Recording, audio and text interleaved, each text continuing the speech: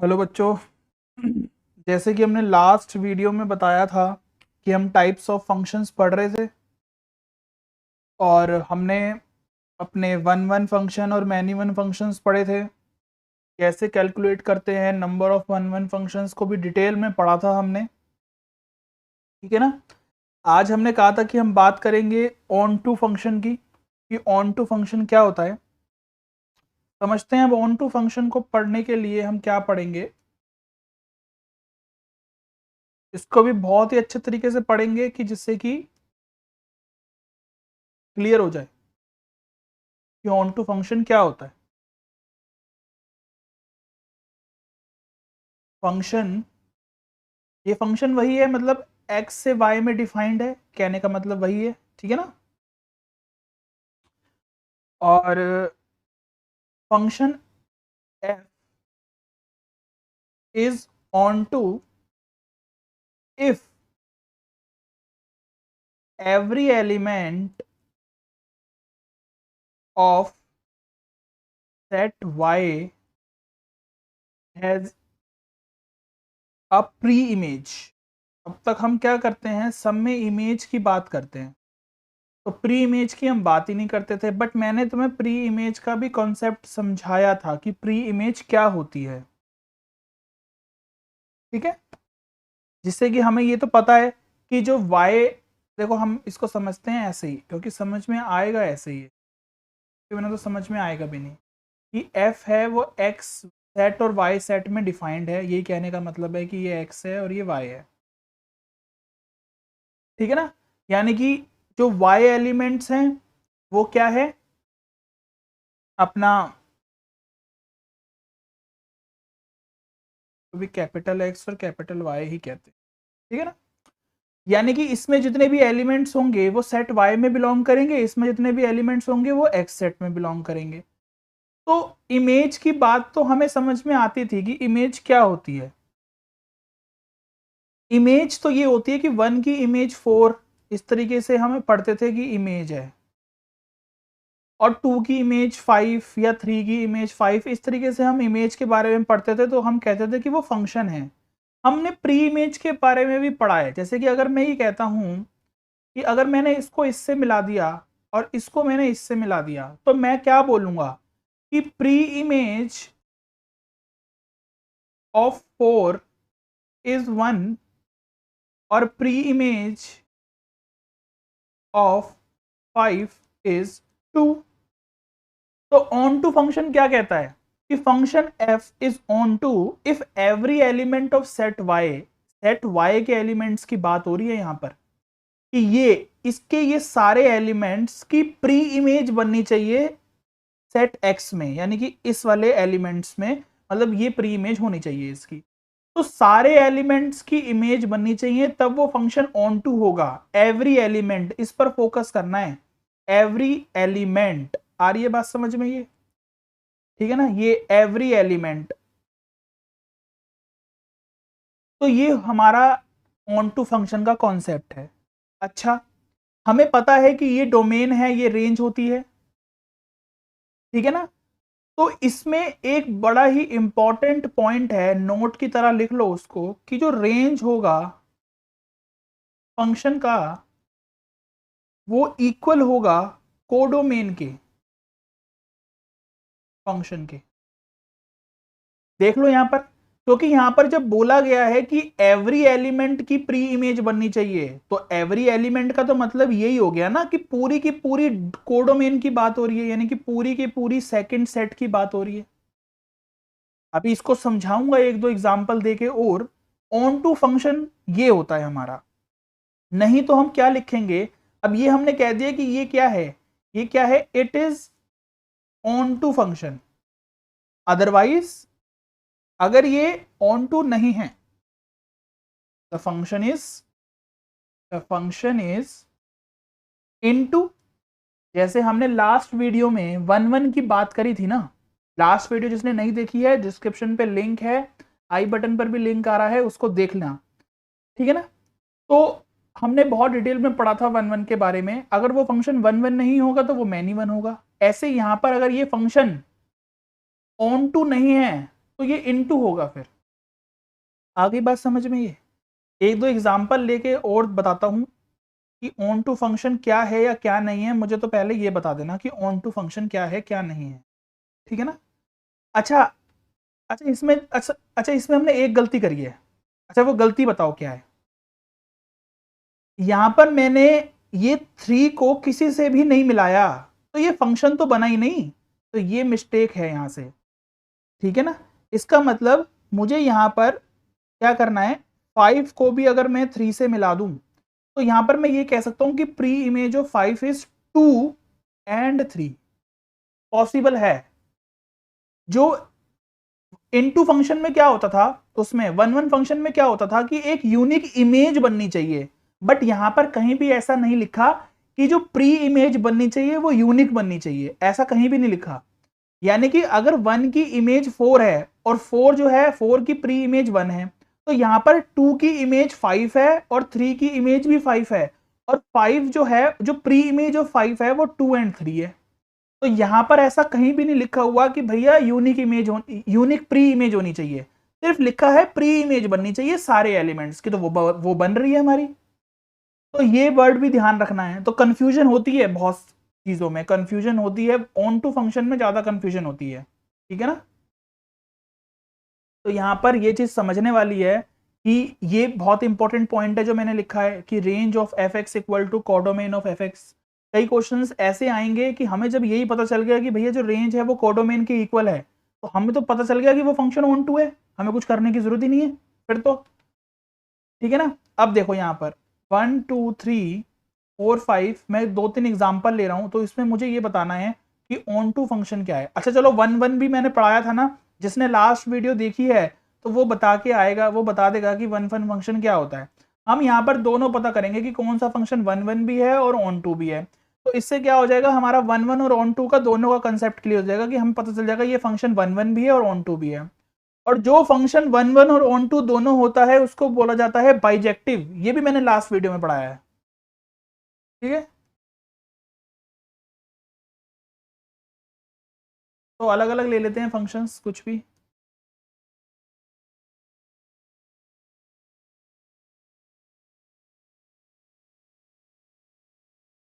तो ये कुछ एग्जाम्पल लेते हैं हम, ठीक है ना? अब जरा मैं लिख रहा हूं, यहाँ पर देखते जाना।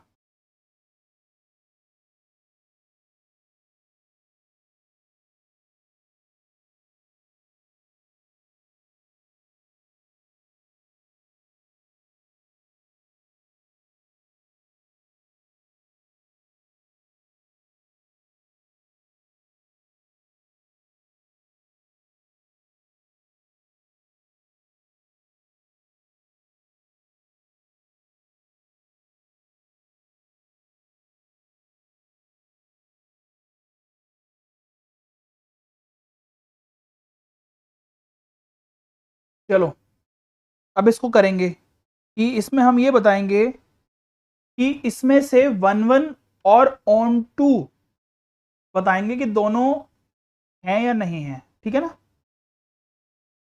कि कौन सा 1 1 है, कौन सा ऑन टू है, कौन से दोनों हैं, वो बताएंगे हम इसमें। अच्छा फर्स्ट को अगर देखें तो फर्स्ट में हम अब दोनों चीजें देख रहे हैं, 1 1 भी देख रहे हैं और क्या देख रहे हैं, ऑन टू को भी देख रहे हैं, और ये भी देख रहे हैं कि भाई वो फंक्शन भी है या नहीं है। क्योंकि अगर वो फंक्शन ही नहीं है तो फिर वो 1 1 या ऑन टू या उसमें से तो कुछ भी नहीं हो सकता। टाइप ऑफ फंक्शन की बात तो तब आएगी जब वो फंक्शन बन रहा होगा। अब मुझे ये बता दो, फंक्शन ये कहता है कि सेट ए में से सारे सेट की एलिमेंट की इमेज यहां पर बननी चाहिए। अरे भाई ये तो फंक्शन ही नहीं है, ये फंक्शन ही नहीं है, तो ये 1 1 और ऑन टू तो होगा ही नहीं। जब फंक्शन ही नहीं है तो 1 1 भी नहीं है, मतलब ये 1 1 भी नहीं होगा और ये ऑन टू भी नहीं होगा, ये समझ लो, क्योंकि ये फंक्शन ही नहीं है। कंफ्यूजन होती है ना, गलती कर दी होगी इसमें जरूर बच्चों ने। अब देखो यहां पर 1 की इमेज बन रही है 5, ठीक है, 2 की इमेज बन रही है 6, ठीक है, 3 की इमेज बन रही है 6, ठीक है, ये फंक्शन तो है, ये फंक्शन तो है। क्या ये 1 1 है? ये 1 1 नहीं है, क्योंकि 2 की इमेज 6 है और 3 की इमेज भी 6 है। नहीं, 2 तो कहता है भैया मैं तो अपनी एक ही इमेज लूंगा, मैं तो नहीं दूंगा इमेज अपनी, तो ये 1 1 तो नहीं है, ये 1 1 नहीं है। क्या ये ऑन टू है? ऑन टू ये बिल्कुल है, ये ऑन टू है। पूछो कैसे ऑन टू है ये? अब देखो यहां पर ये ऑन टू क्यों है? 5 की प्री इमेज 1 है, 6 की प्री इमेज 2 है और 3 भी है, तो क्या हो गया? प्री इमेज तो बन रही है ना सारे एलिमेंट्स की, तो उससे क्या लेना देना? तो ये है। अच्छा इसमें देखते हैं, 1 की इमेज है 2, ठीक है, 2 की इमेज है 4, ठीक है, यानी कि फंक्शन तो है, फंक्शन की तो डेफिनेशन सेटिस्फाई करता है। क्या ये 1 1 है? 1 1, हाँ 1 1 क्या कहता है कि इसकी सारे एलिमेंट्स की इमेज बननी चाहिए, ठीक है, 1 की और यूनिक इमेज बननी चाहिए, ठीक है ठीक है ठीक है, बात कहता है ये है, तो इसका मतलब ये 1 1 तो है, ठीक है, 1 1 तो है। अच्छा 1 1 है, ऑन टू है क्या? ऑन टू नहीं है ये, क्योंकि 5 की कोई भी प्री इमेज नहीं है, सारे एलिमेंट्स की इमेज बननी चाहिए, सेकंड सेट के सारे एलिमेंट्स की प्री इमेज बननी चाहिए, तो 5 की प्री इमेज नहीं बन रही, तो इसका मतलब ये फंक्शन ऑन टू नहीं है। आ गई बात समझ? आगे चलते हैं। अच्छा इस वाले फंक्शन को बताओ, ये फंक्शन है क्या? बिल्कुल फंक्शन है, क्योंकि सारे एलिमेंट्स की इमेज बन रही है और एक ही इमेज बन रही है, यानी कि 1 की ए ही इमेज है, दो तो इमेज नहीं है। अच्छा उससे पहले कि हमने कोई एलिमेंट्स की दो इमेज तो नहीं बना दी, 1 की 4 बना दी थी, 1 की 5 बना दी थी। अच्छा अच्छा अच्छा अच्छा, देखो यहाँ पर ये फिर भी फंक्शन नहीं था, अगर 3 की इमेज बन भी जाती है ना तो भी ये फंक्शन नहीं था, क्योंकि 1 की 4 इमेज थी और 5 भी इमेज बना दी हमने, दो इमेज बना दी हमने, जो कि ए की इमेज बननी चाहिए, ठीक है। और यहाँ पर तो सही था, 2 की 6 इमेज है और 3 की 6 इमेज है, ठीक है, ये सब सही था। चलो ये फंक्शन तो है, अब बताओ ये 1 1 है, ये 1 1 भी है, देखो यूनिक इमेज बन रही है, क्या ये ऑन टू है? ये ऑन टू भी है। अब आगे समझ में कि ये एक ऐसा फंक्शन है जो 1 1 और ऑन टू दोनों है। क्या ये फंक्शन है? ये फंक्शन है, बिल्कुल फंक्शन है, ये फंक्शन है। अच्छा ये 1 1 है क्या? ये 1 1 नहीं है। अच्छा ये फंक्शन ही नहीं है, सॉरी सॉरी सॉरी बेटा, हो गई गलती, कोई बात नहीं, मुझसे भी गलती हो जाती है, ये फंक्शन ही नहीं है, क्योंकि देखो इसमें 3 की कोई इमेज नहीं बन रही, ये फंक्शन ही नहीं है।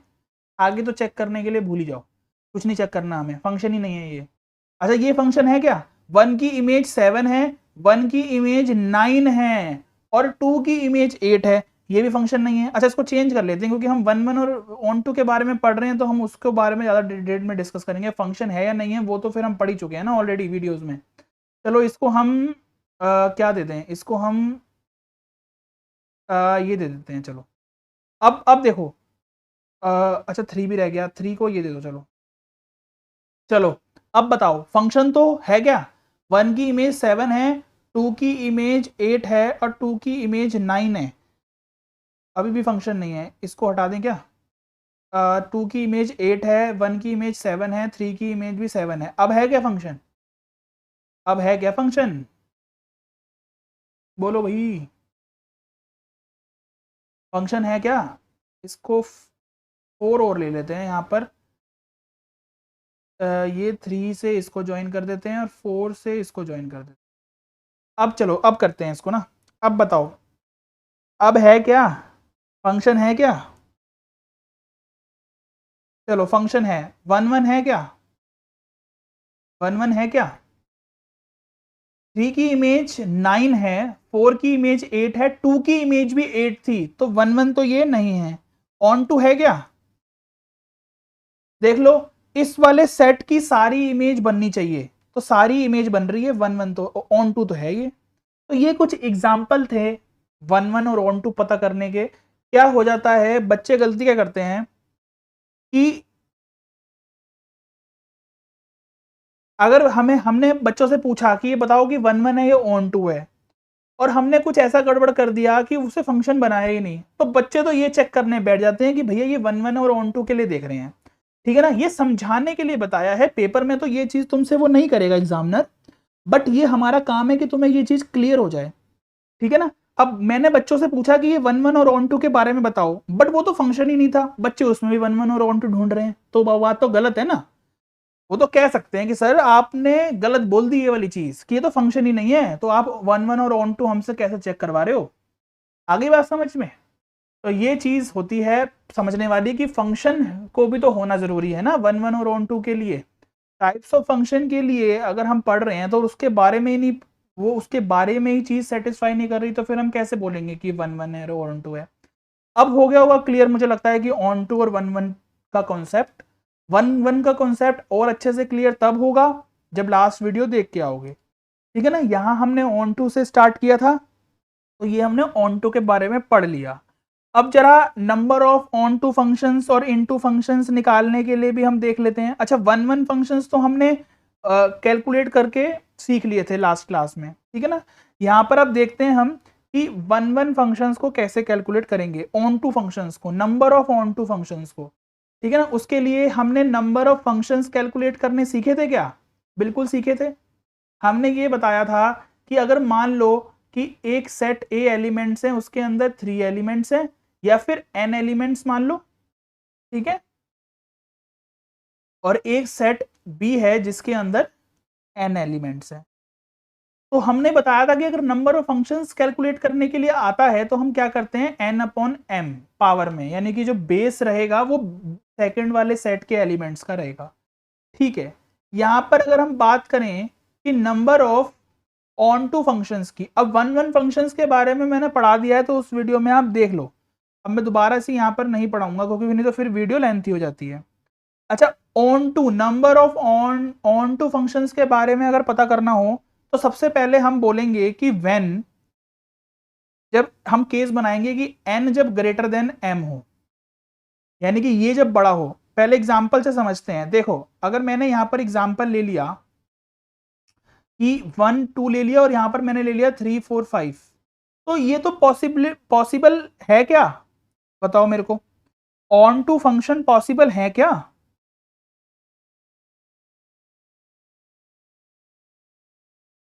अगर मैंने यहां पर 3 को इससे जोड़ दिया तो यहां पर भी हमने कोई गलती तो नहीं कर दी थी? 1 मिनट चेक करना पड़ेगा दोबारा भाई।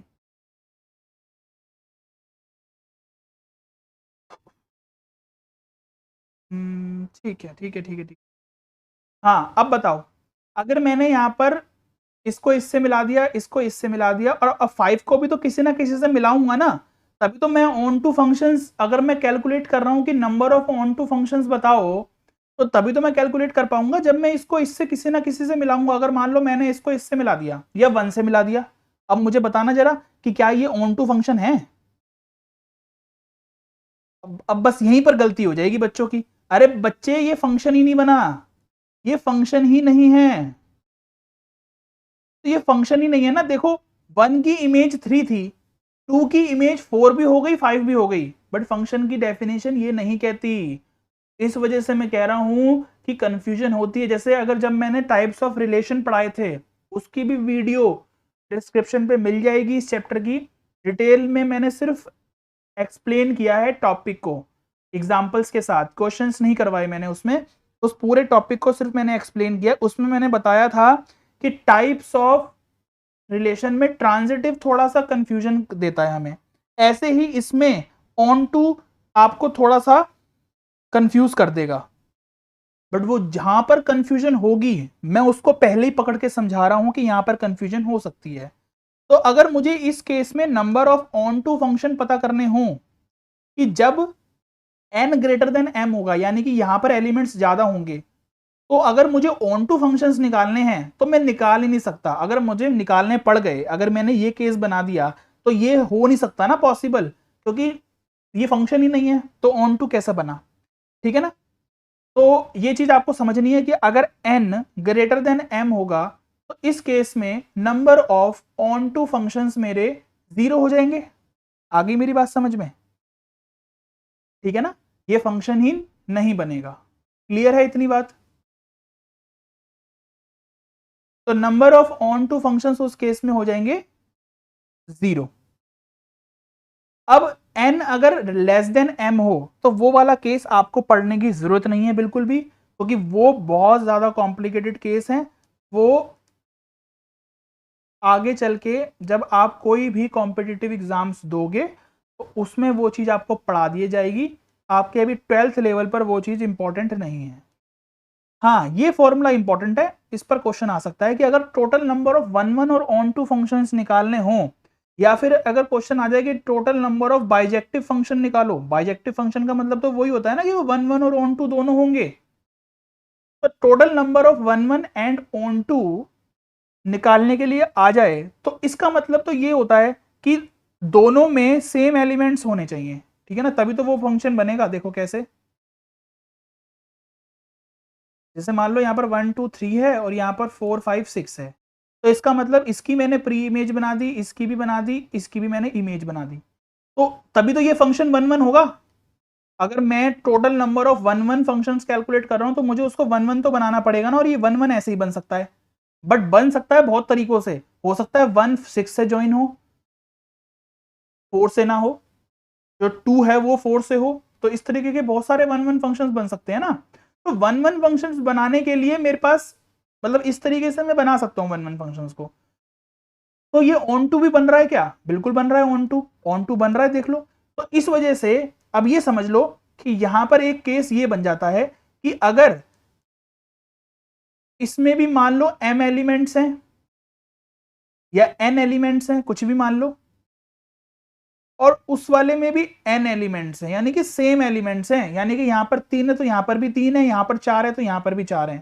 तो उस तरीके से हमें अगर total number of one one and onto functions बताने हो तो उसका फॉर्मूला होगा n फैक्टोरियल। यानी कि अगर यहां पर 3 एलिमेंट्स थे तो 3 फैक्टोरियल का मतलब हो गया 6। तो 6 फंक्शंस बनेंगे इस तरीके से, ऐसे फंक्शंस कि जो one one and onto होंगे। आगे बात समझ में मेरी? ऐसे हम 6 फंक्शंस बनाए जा सकते हैं। देखो छोटा सा एग्जांपल लेके समझाता हूं। मान लो मैंने यहां पर छोटा सा एग्जांपल लिया, 1 2 3 4, ये दो एलिमेंट्स का लिया, तो मैंने इसको इससे ज्वाइन कर दिया, इसको इससे ज्वाइन कर दिया। हाँ, ये वन वन और ऑन टू दोनों हैं, ठीक है। मान लो मैंने दूसरा एग्जांपल लिया, इसको इससे ज्वाइन कर दिया, इसको इससे ज्वाइन कर दिया। हाँ, ये भी वन वन और ऑन टू है। क्या और कोई एग्जाम्पल बन सकता है ऐसे? क्या मुझे बताओ, जो वन वन और ऑन टू दोनों हो, और कोई केस बन सकता है क्या? अगर मैं खाली वन को इससे ज्वाइन कर दूंगा तो भाई वो ना वन वन होगा ना ऑन टू होगा, ठीक है ना। अगर मान लो मैंने वन को इससे ज्वाइन कर दिया 3 से, तो वो फंक्शन ही नहीं हुआ। अगर 2 को ज्वाइन करूंगा 4 से, अगर मान लो मैंने इसको ज्वाइन कर दिया तो 1 की इमेज 4 बन गई और 2 की इमेज भी 4 बन गई, तो ये क्या है? ये फंक्शन तो बन गया, बट ये वन वन भी नहीं है, ऑन टू भी नहीं है। तो और कोई पॉसिबिलिटीज ही नहीं है ना, ये दो ही पॉसिबिलिटीज हैं। तो इसका मतलब दो एलिमेंट है ना सेट में, दोनों में दो दो एलिमेंट है, तो इसका मतलब n फैक्टोरियल, इसका मतलब 2 फैक्टोरियल का मतलब क्या हो गया? 2 ही हो गया। तो देखो दो ही केस बने।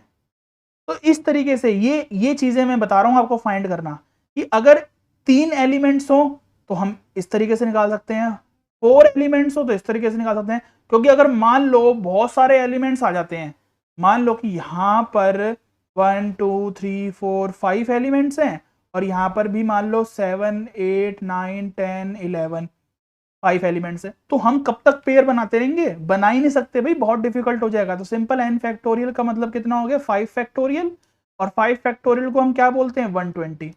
तो 120 फंक्शंस ऐसे होंगे जो कि one one and onto दोनों होंगे, ठीक है। तो ये क्वेश्चंस को आपको समझना है, ये इंपॉर्टेंट है। मैं आपको बताता हूं कि अब क्या इंपॉर्टेंट है। ऑन टू फंक्शन तो पढ़ लिया ना कि ऑन टू फंक्शन क्या होता है, क्या कैलकुलेट करने के लिए आ सकता है। एक तो number of one one function पूछ सकता है वो, ठीक है ना, number of one one functions calculate करने के लिए आ सकता है। और एक आ सकता है आपका ये पार्ट पूछ लिया जाता है एग्जाम में, ठीक है ना। मैंने आपको फिर भी उससे एक्स्ट्रा ही पढ़ा दिया है कि जो 12th में नहीं भी पूछा जाता, मैंने उससे ज्यादा पढ़ा दिया, ठीक है ना। इससे ज्यादा इस चैप्टर में मतलब इतना जहां तक पढ़ाया है, इससे रिलेटेड कोई भी एक्स्ट्रा एग्जाम में नहीं आएगा। बट अभी भी ये चैप्टर तो कंप्लीट नहीं हुआ है। अभी यहाँ पर हमें थोड़ा सा कॉम्पोजिशन ऑफ फंक्शंस के बारे में भी डिस्कस करना है कि कॉम्पोजिशन ऑफ फंक्शन क्या होता है और इनवर्स ऑफ अ फंक्शन क्या होता है। तो अभी चैप्टर खत्म नहीं हुआ है ये, अभी इसमें टॉपिक हैं पढ़ने के लिए, क्योंकि इनवर्स ऑफ अ फंक्शन आप जब तक नहीं पढ़ोगे सेकंड चैप्टर नहीं समझ में आ पाएगा, क्योंकि ट्रिग्नोमेट्री फंक्शंस पढ़ने के लिए हमें इनवर्स ट्रिग्नोमेट्री पढ़नी है ना, तो उसके लिए हमें पता तो होना चाहिए कि फंक्शन का इनवर्स होता क्या है और हम क्यों कैलकुलेट करते हैं फंक्शन के इनवर्स को, ठीक है ना, क्योंकि ट्रिग्नोमेट्री भी एक फंक्शन ही है ना, और हम इनवर्स ट्रिग्नोमेट्री फंक्शंस को पढ़ रहे हैं, तो इसका मतलब उन ट्रिग्नोमेट्री फंक्शंस का इनवर्स निकल रहा है, बट इनवर्स होता क्या है फंक्शंस का यही नहीं पता होगा तो फिर कैसे करोगे, ठीक है ना, वो तो फिर रटने वाला काम हो जाएगा कि आपको एग्जाम में फॉर्मूले से रटवा दिए ट्रिग्नोमेट्री के और बता दिया, बट हम वो काम नहीं करेंगे ना, हम आपको समझाएंगे कि फंक्शन क्या है, इनवर्स ऑफ अ फंक्शन क्या है, उसके बाद उसको हम पढ़ेंगे कि ट्रिग्नोमेट्री में भी इनवर्स ऑफ अ फंक्शन को कैसे निकाला जाता है। आ गई बात समझ में? तो ये ऑन टू फंक्शन के बारे में हमने डिस्कस किया, ठीक है ना। अच्छा, कॉम्पोजिशन ऑफ अ फंक्शन भी आज की वीडियो में कवर कर लेते हैं, क्योंकि कॉम्पोजिशन फंक्शन क्या है, ज्यादा बड़ा टॉपिक नहीं है, छोटे से टॉपिक से काम बन जाएगा हमारा। ऑन टू फंक्शन तो क्लियर है ना? चलो,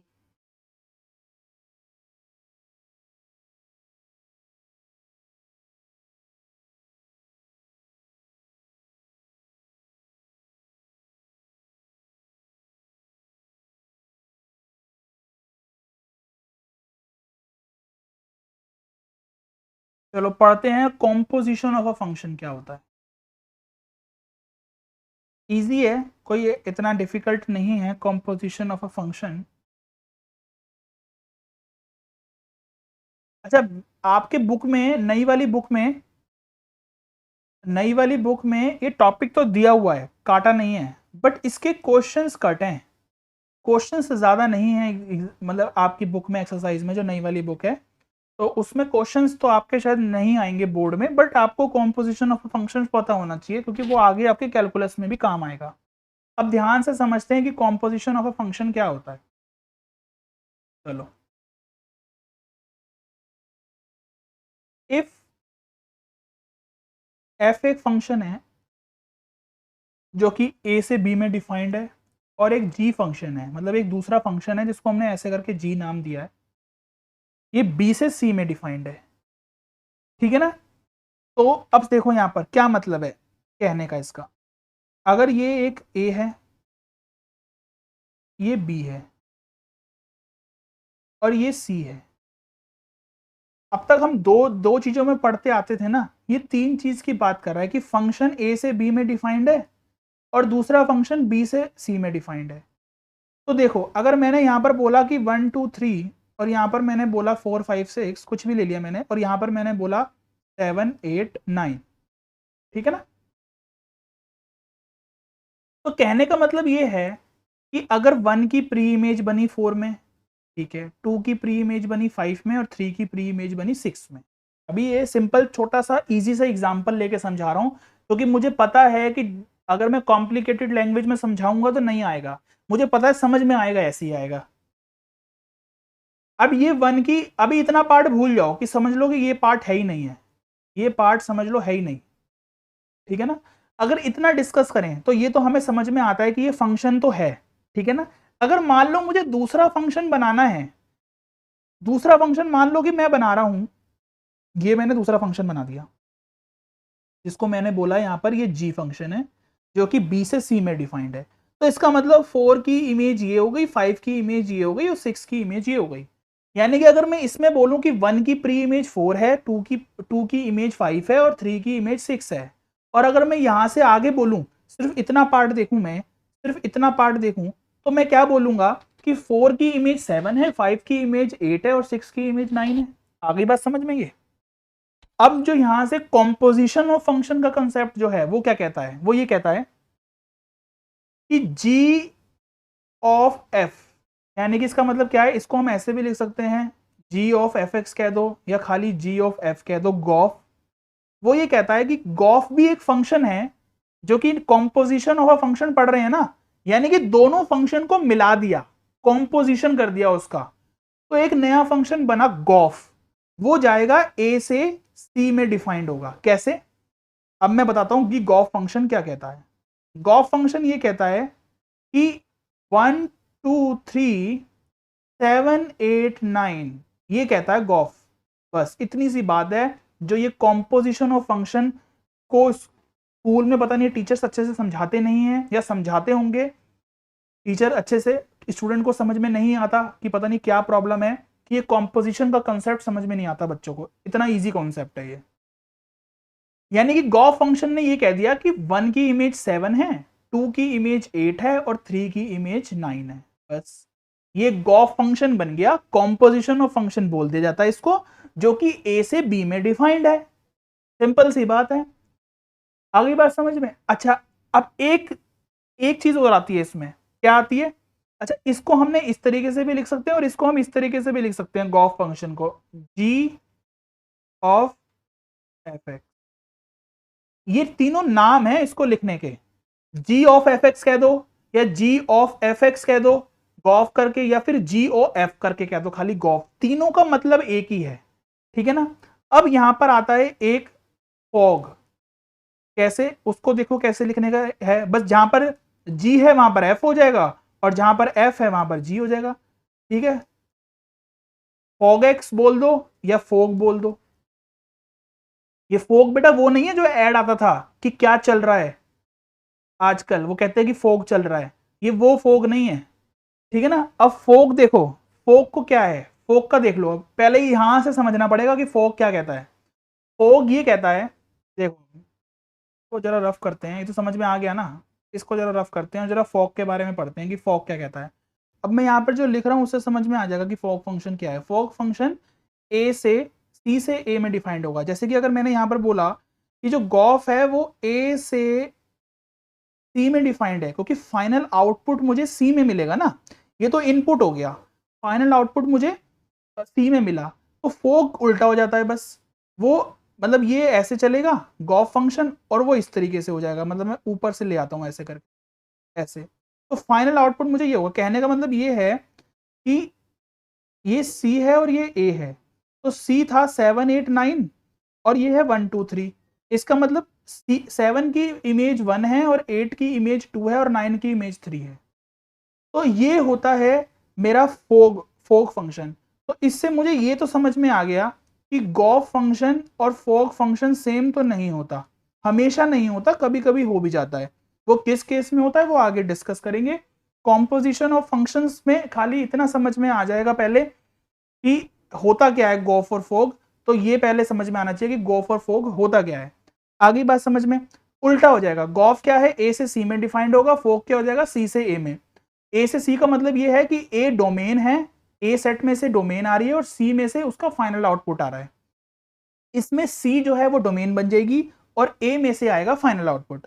तो ये चीज आपको समझ में आ गई होगी कि गॉफ और फॉग फंक्शन क्या है। सिर्फ इतना ही पढ़ना है। कॉम्पोजिशन ऑफ अ फंक्शन में सिर्फ इतना पढ़ना है हमें, इतना डिटेल में नहीं पढ़ना, ठीक है ना। क्योंकि इसके क्वेश्चंस ज़्यादा है नहीं है, इस सिलेबस में से कट हैं। बट हाँ, कॉम्पोजिशन ऑफ फंक्शन का कॉन्सेप्ट कट नहीं है, तो ये चीज़ समझ में आनी चाहिए आपको, ठीक है ना। तो अब ये चीज़ समझ में अगर आ गई है तो कॉम्पोजिशन ऑफ अ फंक्शन का कॉन्सेप्ट समझ में आ गया होगा आपको। बाकी तो हम आगे अभी डिटेल में पढ़ेंगे, क्योंकि सिलेबस अभी इसका मतलब चैप्टर कंप्लीट तो नहीं हुआ है, ठीक है ना। तो ये था सिर्फ कॉम्पोजिशन ऑफ अ फंक्शन का कॉन्सेप्ट, ठीक है ना। तो gof not equal to fog आएगा यहाँ पर, है ना। और कभी कभी वो दोनों इक्वल भी आ सकते हैं, वो डिपेंड करता है कि क्वेश्चन क्या है, ठीक है ना। तो अच्छा चलो, जैसे कि मान लो कि मैंने एक एग्जांपल लिया, कोई छोटा सा एग्जांपल लेते हैं कॉम्पोजिशन ऑफ अ फंक्शन का, वो आपको और थोड़ा सा क्लियर दे देगा। कॉम्पोजिशन ऑफ अ फंक्शन, बहुत छोटा सा एग्जांपल लेता हूँ जल्दी जल्दी, ठीक है ना। यहाँ पर देखो कि अगर एक फंक्शन है f जो कि r से r में डिफाइंड है, और एक g फंक्शन है जो कि वही r से r में डिफाइंड है। एक fx फंक्शन हमें गिवन क्या है, fx फंक्शन हमें गिवन है cos x, और एक gx फंक्शन हमें गिवन है 3x। तो अगर मैं कहता हूं कि गॉफ और फॉग निकालो, तो क्या निकाल सकते हैं हम? बिल्कुल निकाल सकते हैं, करना कुछ नहीं है। चलो पहले गॉफ निकालते हैं। देखो g ऑफ fx, यानी कि यहां पर g ऑफ fx का मतलब होता है ये चीज। इसका मतलब ये हो गया कि हमें ये x में, यानी कि ये जो x है इसके अंदर पूरा fx को डालना है। तो 3 एक्स स्क्वायर था ना जी एक्स, तो ये इस एक्स की जगह पर हमें पूरा कॉस एक्स डालना है, यानी कि पूरा एफ एक्स फंक्शन डालना है। तो इसका मतलब 3 कॉस स्क्वायर एक्स, तो ये बन गया हमारा गॉफ। आगे समझ में? कुछ भी नहीं था, कॉम्पोजिशन फंक्शन यही है बस।